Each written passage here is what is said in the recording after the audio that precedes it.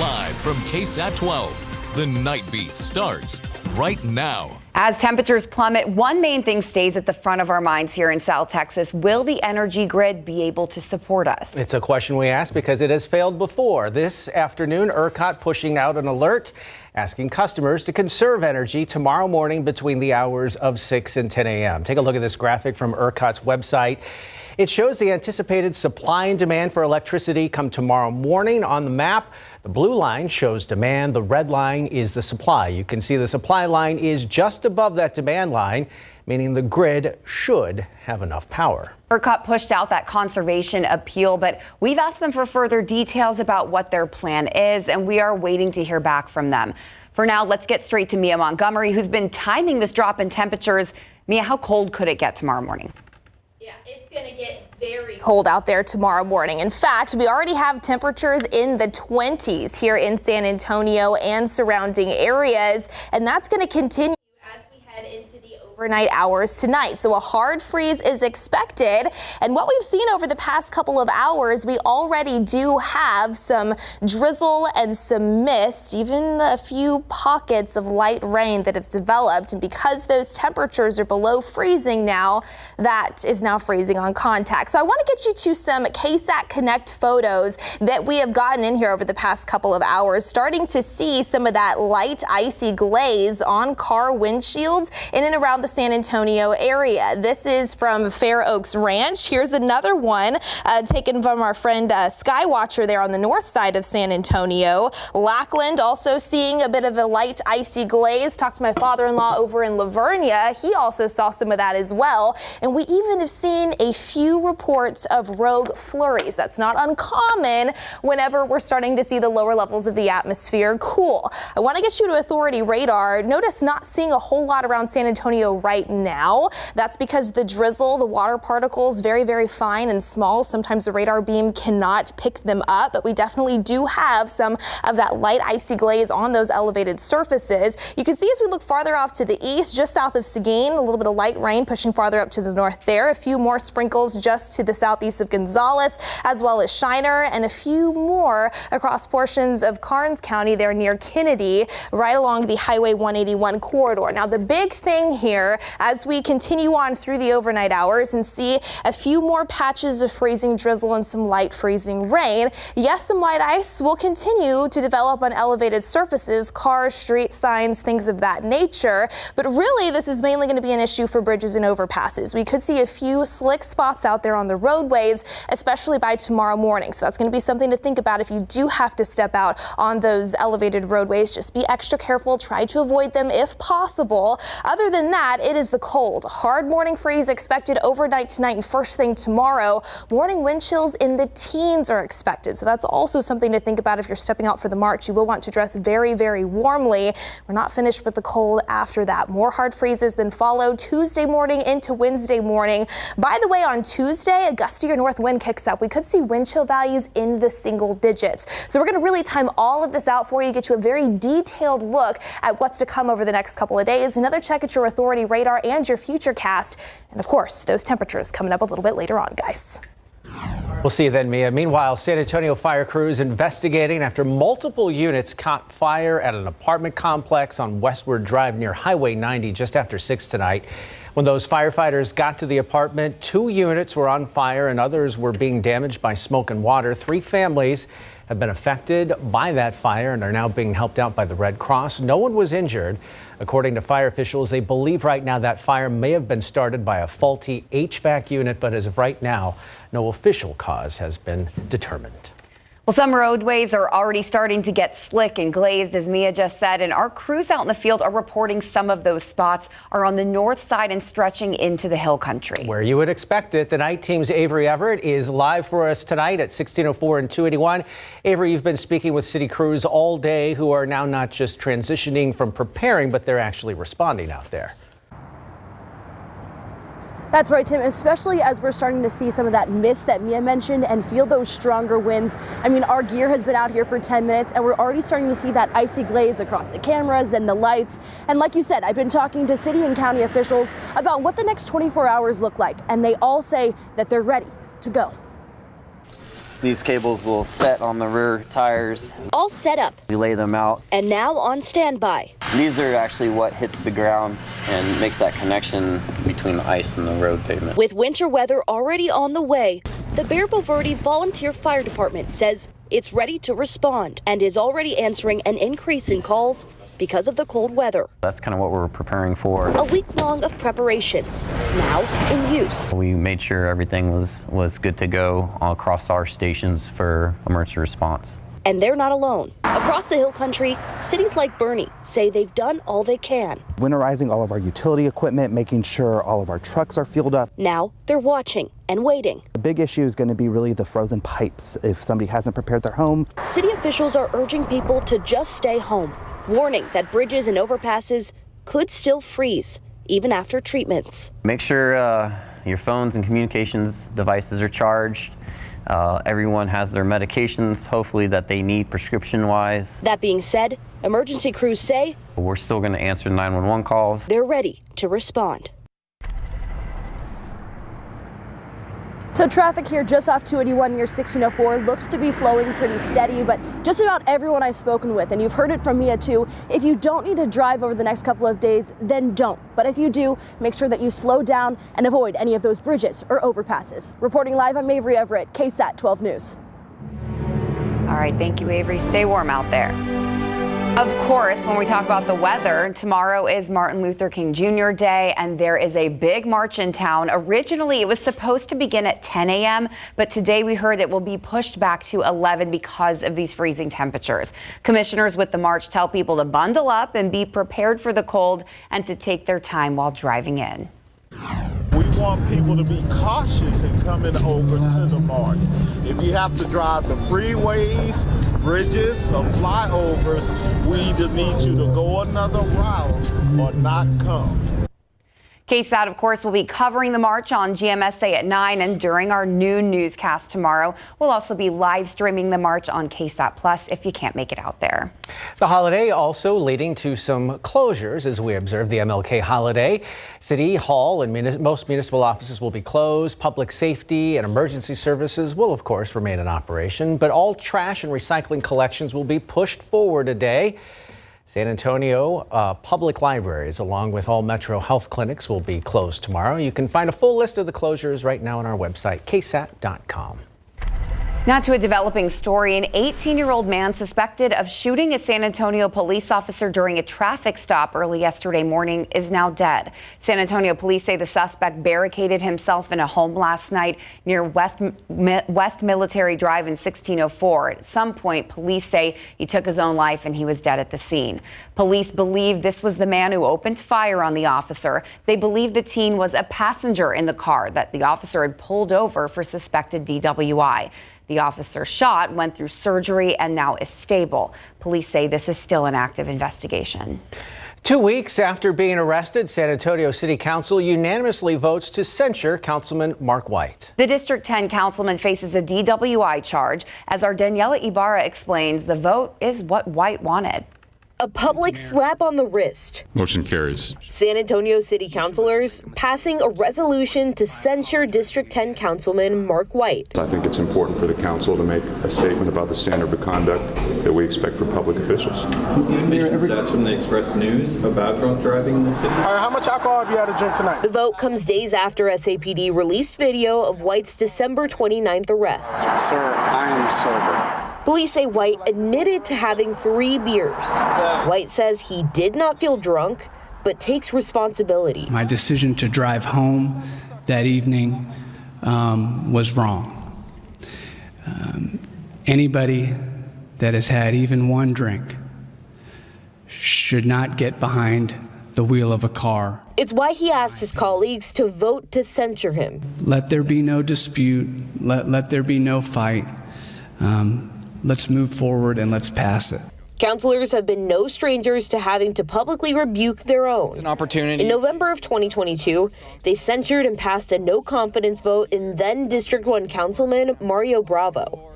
Within a week of that vote, They also issued a no confidence vote in White's predecessor, Clayton Perry. The embattled councilman pleaded no contest in April to driving while intoxicated and failure to stop and provide information in connection to a hit and run. If one of us makes a mistake, it reflects on all of us to a certain extent. Councilman John Courage's comments echoed by Councilman Jalen McKee Rodriguez. What I hope to hear from you, Councilman White, is a shift in rhetoric because you now know what it feels like to be criminalized for something you've done that you now regret, actions that don't reflect on your character, and I believe that's what you owe to our community. White is temporarily stripped from his committee assignments, which White says doesn't stop him from fulfilling his public duties. Committees or not, that doesn't affect the work that I'm doing here at City Hall, right? Nothing gets voted on, nothing gets passed without the full council hearing it out there. White is expected in court later this month. Danielle Ibarra, KSAT 12 News. The Texas Military Department says claims that its soldiers prevented Border Patrol agents from entering Shelby Park in Eagle Pass on Friday, preventing them from rescuing 3 people who drowned, is inaccurate. Yesterday, the Department of Homeland Security confirmed a woman and 2 children drowned as a group of migrants were attempting to cross the Rio Grande River. Now, according to today's press release, TMD says at the time Border Patrol asked to enter Shelby Park, the 3 victims had already drowned, and Mexican authorities were in the process of recovering their bodies. Texas military says that's what Border Patrol personnel at the site told their soldiers. TMD's account, though, contradicts DHS's report that Texas military officials physically barred Border Patrol agents from entering Shelby Park to respond to that emergency. In a post on social media, Nuremberg blasted the response to the tragedy, pleading for compassion and basic humanity. His post reads in part, quote, "This callousness may be Texas' most pressing crisis. We need solutions to our immigration challenges, not more demagoguery," unquote. Governor Abbott has not yet released a statement, and we are keeping an eye out for that. President Biden has asked the Supreme Court to intervene. Still to come, the winter weather isn't only hitting here in Texas, it is all across the U.S., except maybe parts of Florida. How many Americans are on alert for the dangerous weather? Coming up after the break.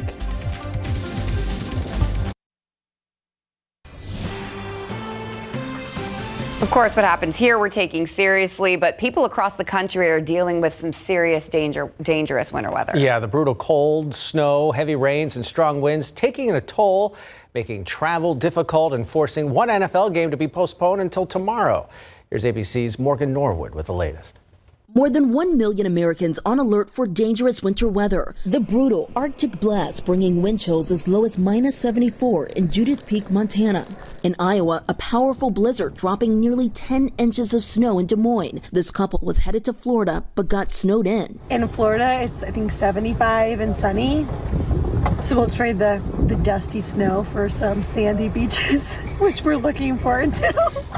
That same storm causing power outages in Milwaukee. We've got a small army of crews working right now to restore our customers as safely and quickly as we can. In New Jersey, the Passaic River flooding amid heavy rains. Cars left submerged. We have to somehow find a way to get out ahead of Mother Nature. These storms are coming more frequently with more intensity. Up to 3 feet of snow forecast for parts of western New York. A travel ban put in place in Erie County. Whiteout conditions, limited or no visibility, and again, very, very dangerous on our roads. Whiteout conditions at Buffalo's Highmark Stadium, leading the NFL to postpone the Bills game against the Steelers until Monday. Further east, large waves lashing the coast in Rhode Island.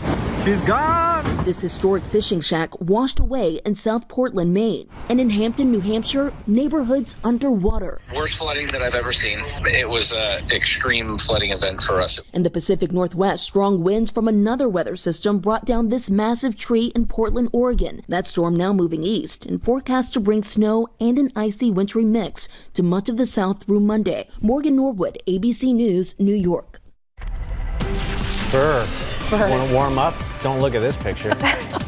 This is our live cam. What is this? The airport shot? That's the airport shot. You know why you can't see it? 281. Call it the freezer Because there's shot. some ice. Yeah, it looks like a little freezer door. This is what we've been talking about. Though. Exactly. It's not heavy, it's not thick, but it's there. Exactly. Again, that is up in the air, Way up. elevated, so that's why it's covered in ice and not a lot of other things are at this point, but could happen. Right, and the elevated surfaces, that is going to be the key term here over the next several hours. Cars, sitting above the ground, street signs, patio furniture, your grills out there on the deck, things like that are going to develop that light icy glaze if they haven't already for the most part through the overnight hours, much like what we just saw on live cam. And let me show you why. Yes, we've got a little disturbance pushing across the state of Texas that's drawing up just enough moisture to fall through this shallow, dense Arctic air mass we have in place. That's also sparking up enough energy for that as well. But look at these temperatures.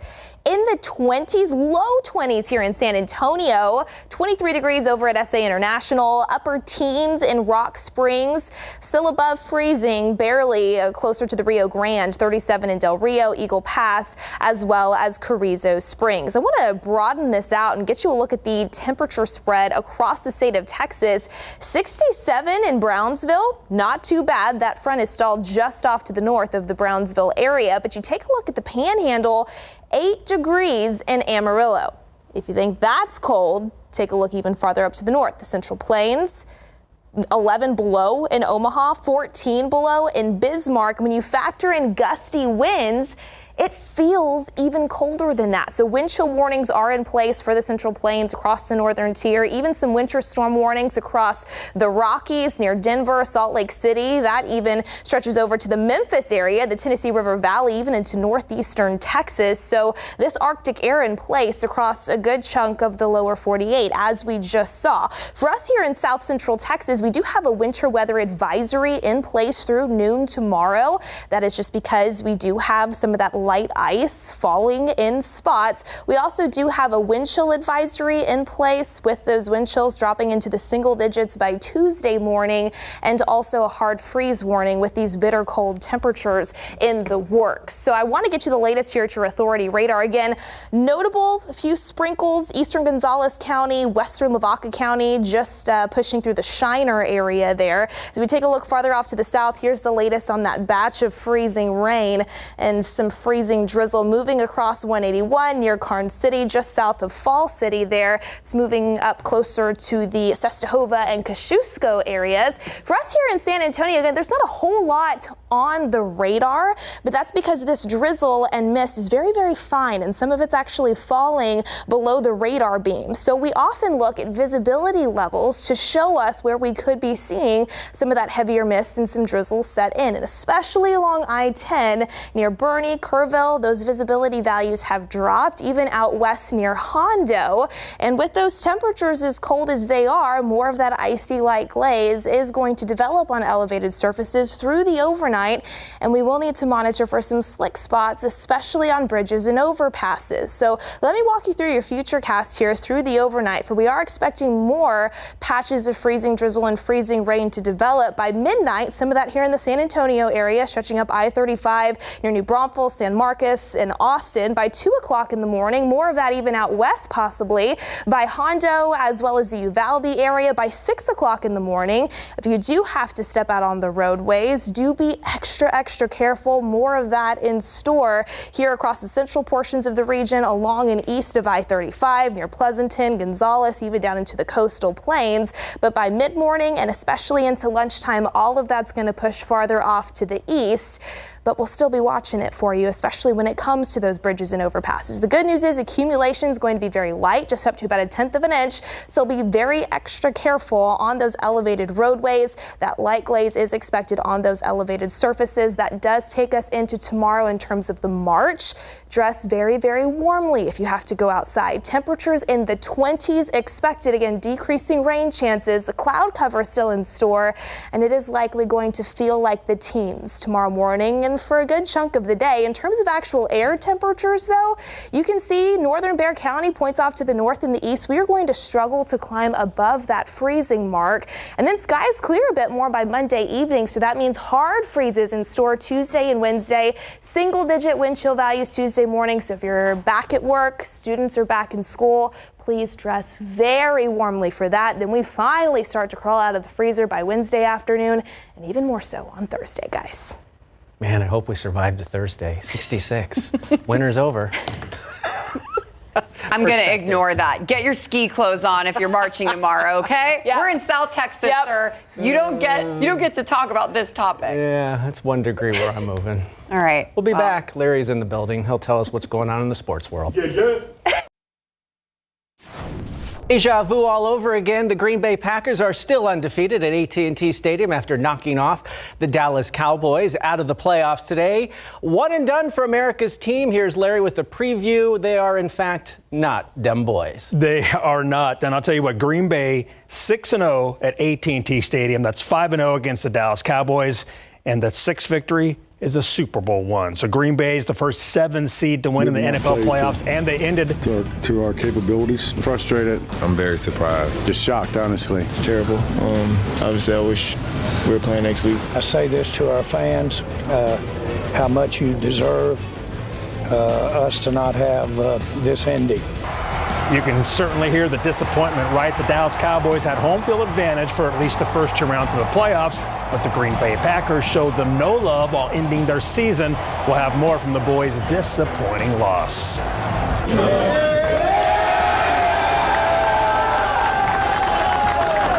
That was part of the celebration inside the Texans' winning locker room after they smacked down the Cleveland Browns. Sorry, Tim. 45-14 yesterday, advancing to the divisional round of the NFL playoffs, and fans chanted MVP for QB C.J. Stroud.